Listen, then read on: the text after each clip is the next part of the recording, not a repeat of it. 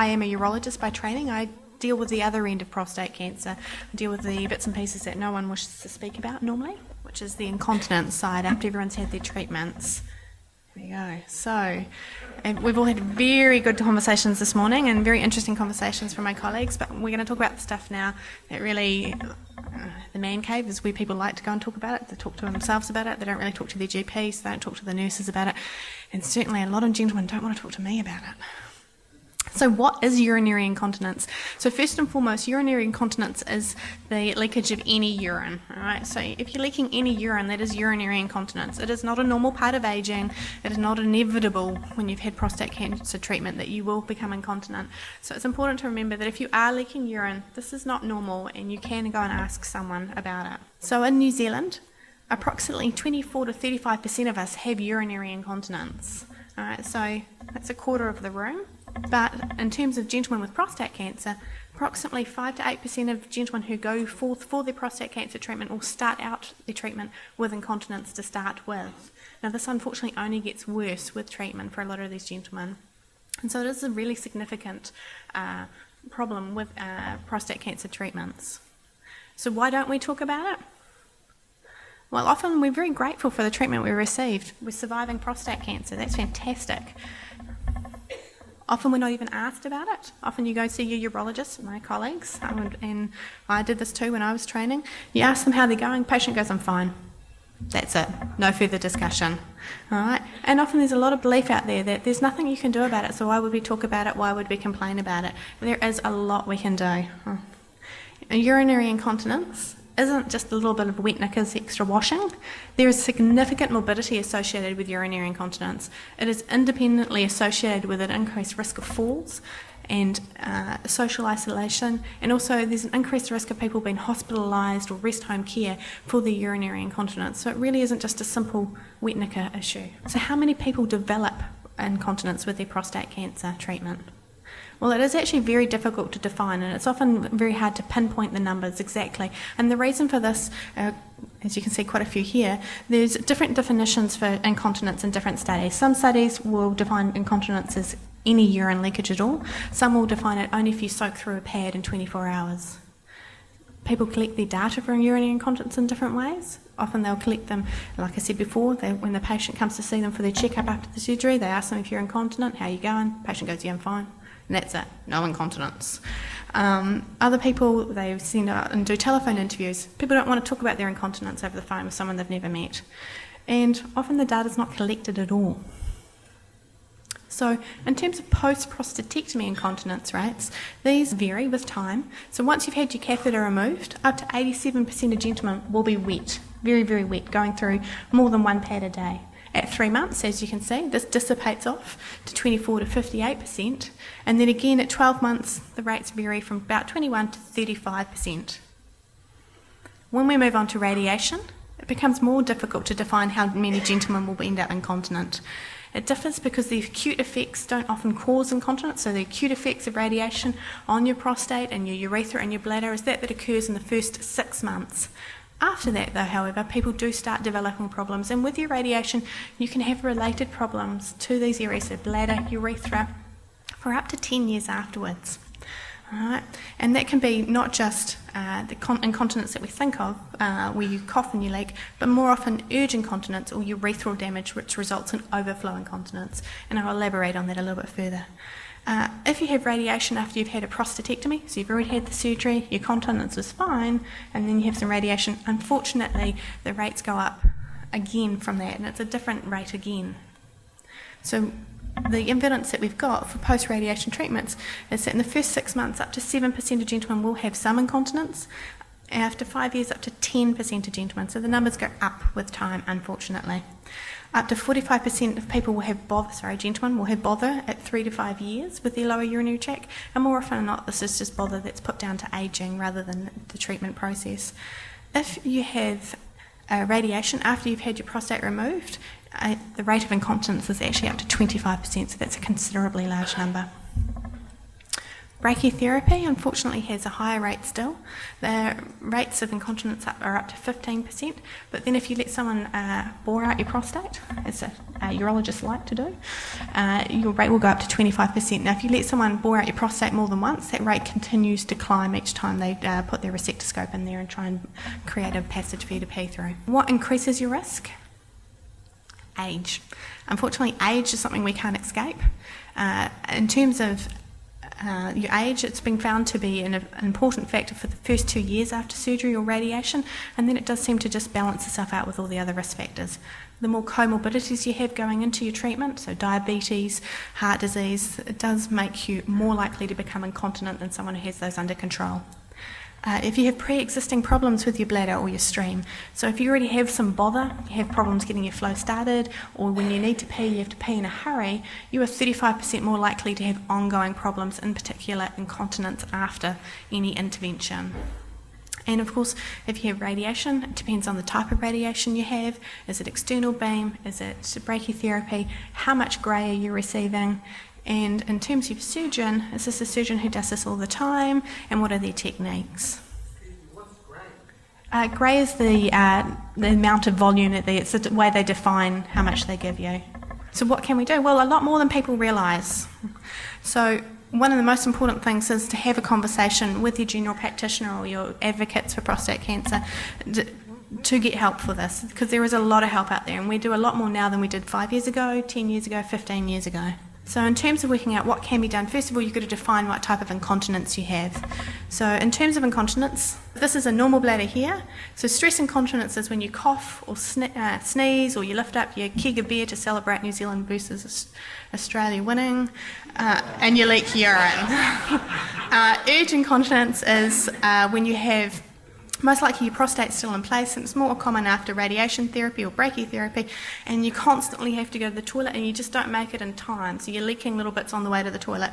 And overflow incontinence, which unfortunately is often not recognised, is when there's a blockage either in the prostate, because the prostate's still in situ, or in your urethra because it's damaged for one reason or another, and your bladder's full all the time, so it never really empties, so you just leak a little bit all the time, like a tap. So stress incontinence, this occurs when the urinary sphincter, which stops you from leaking when you cough and sneeze, is damaged. Most commonly occurs after a radical prostatectomy, or if you have a TURP, so that's a rebore of your prostate channel after brachytherapy, or a TURP after external beam radiation, or you can get it with external beam with a wide field because it causes a paralysis effect of the sphincter, or if you have any pelvic surgery, you can also have this. Well, how do we manage it?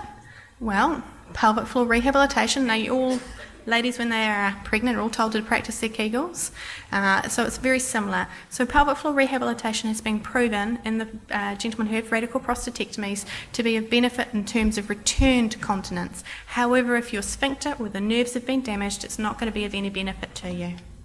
So it helps return to continence if you are going to become continent, but beyond that it's not going to help. So then we go on to surgical procedures. So surgical procedures for male urinary incontinence post-prostatectomy, and this is really important for people to realise, they're actually funded by ACC in New Zealand because it is considered a treatment injury. So these procedures are expensive, and the way we get around the health system and our limited health budget for different bits and pieces in New Zealand is that you can apply to this to be covered by ACC. So if you need a procedure like this, all you need to do is fill in the paperwork and apply. Now, the first time they may turn you down, but you just reapply, and most of the time it'll be signed off. So it can be done. So when people turn around and say, oh no, you can't afford it, this can be covered under treatment injury in ACC to get this completed for you in New Zealand. So slings are designed like a female sling in mind for urinary incontinence. They're good for small volume loss. Traditionally, we look at people who have 3 pads or less a day. They're very good for people who have poor hand coordination, so if you've got a little bit older and you're arthritic or you've got a shake, they're quite good. Or if you're a little bit older and you can't always remember that you need to go to the toilet, they're also handy. They work by wrapping around. So this is your urethra here, and this is the one that's made by Colplast, and it goes around and out to the sides. These are all placed under a general anaesthetic for those who are looking at this thinking, I don't want that.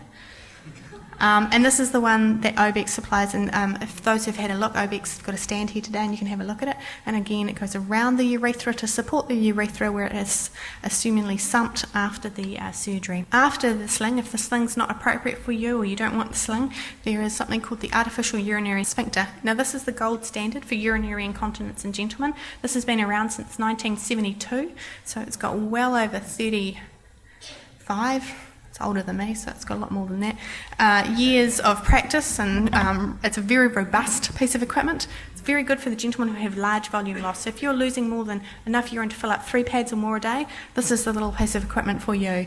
It does require some dexterity. In saying that though, I have had gentlemen who have sort of this much fingers on both hands who've been able to manipulate it, so as long as you've got some movement you'll be away laughing, but you do need to remember to use this. And the reason for that is that's what it looks like. So this lovely little piece of equipment sits in the pump, which is this bit here. If I go back, this is the pump here, this is the reservoir, and this is the cuff that goes around the urethra.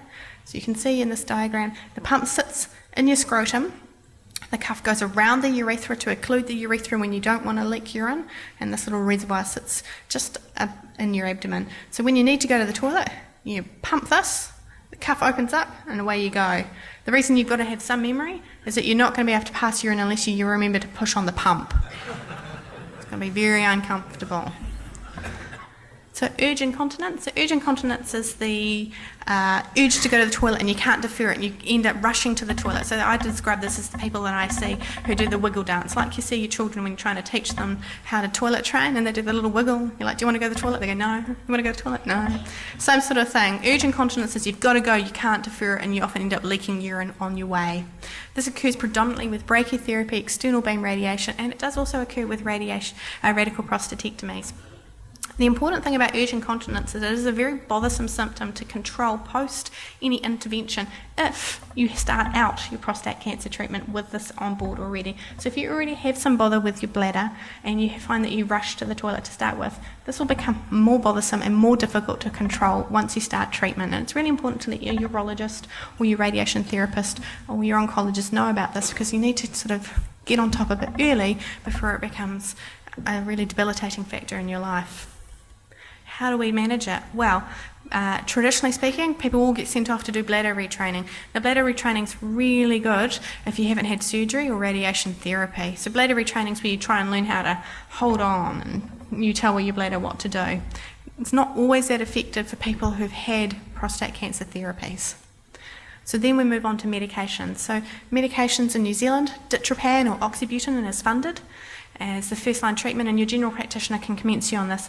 If you fail oxybutynin or ditropan as its other name, then you can enter into you have to get Visacare or tolterodine, but this is only specialist only a prescription, so that's when we need a urologist to sign off for you. These drugs work to decrease your urge, decrease the urge incontinence, and decrease the frequency that you go to the toilet. So then you've got a bit more control and you're not debilitated by that desire to go to the toilet all the time. And give you a bit more freedom, which is the whole idea of treating all of these things. If they don't work for you, or you don't like the idea of taking more medications on top of medications you may be already having, there is percutaneous tibial nerve stimulators. So this is supposed to be a patient looking very relaxed as she has her treatment. A little acupuncture needle goes into around your ankle, and then you have a little system that sits here. And the idea is that little pulses, like a pacemaker, are sent up to through the nerve in your leg, up to the nerves that also communicate with your bladder, to try and reprogram your bladder, with the idea that you will then not have to go to the toilet so often or with so much desire, and often have less episodes of incontinence as well. Further from that, there's always Botox. People always look at me like, why would I want Botox? My face looks good. But Botox is not, we don't put it in people's faces in urology. You have to ask what your urologist is up to if they're doing that. We put it into the bladder, all right? So what the idea is that it, just like people's faces, smooths out their wrinkles, they look younger. Your bladder will look younger after Botox, you just won't get to see it. And it'll stop you going to the toilet as frequently or with as much urgency. Botox is a really good drug. It lasts about 6 to 9 months, does require replacement, but it is something to consider if you fail medication therapy. And on from that is sacral neuromodulation. Now, unfortunately, sacral neuromodulation is not funded in the public health system in New Zealand, and it is a little bugbear of mine, and we're working on that. But this works by having a pacemaker implanted into the top of your buttocks with a little lead that goes into the foramen, which is the holes in the back, and it tries to modulate the communication between the bladder and the spinal cord. And the idea is, again, you get less urgency, less frequency, and less incontinence. Overflow incontinence. Now, this is something that often is missed because it's not really well understood. So overflow is basically your bladder is too full and you just leak all the time. So you sort of just leaking all the time. Everything you do, you're just leaking constantly like a tap. And it occurs because your bladder just simply can't empty. And why does it not empty? Well, often it's because you've got bladder outflow obstruction, just like this poor little bladder here. It's either you've got a radiation stricture through your prostatic urethra or your membranous urethra, which is what this bit is called, from your brachy or your radiation therapy, or you've got a bladder neck contracture after you've had your prostatectomy, which is where they join the urethra back to the bladder, or someone's done a TURP after radiation, or you've developed a stricture, which is a narrowing because someone's put the catheter in with some enthusiasm and there's just been a little damage that's been done. What that results in is you can't pee past it all the time, so your bladder is overfull all the time, and so you just drip out. It just drips a little bit out all the time because that's all it's got the choice to do. How do we manage it? Well, everyone's overflow incontinence is slightly different, and so the first thing that needs to be done is the original cause needs to be addressed. And beyond that, then there's simple things like timed voiding, intermittent catheterization, or long-term catheters. Generally, devices for people who don't want to come and get it treated in any other form and are happy to carry on with more simple devices that the continence nurses in your community can help you with. Obviously, we've moved on from this one. This is from the 1920s. There's something called a dribble stop. I particularly like this picture. Looks like a form of torture. But the idea behind this is it does clamp down on the end of the penis, which I'm told doesn't hurt at all, and stops you from leaking urine. And then, of course, there's always different pads and nappies as well.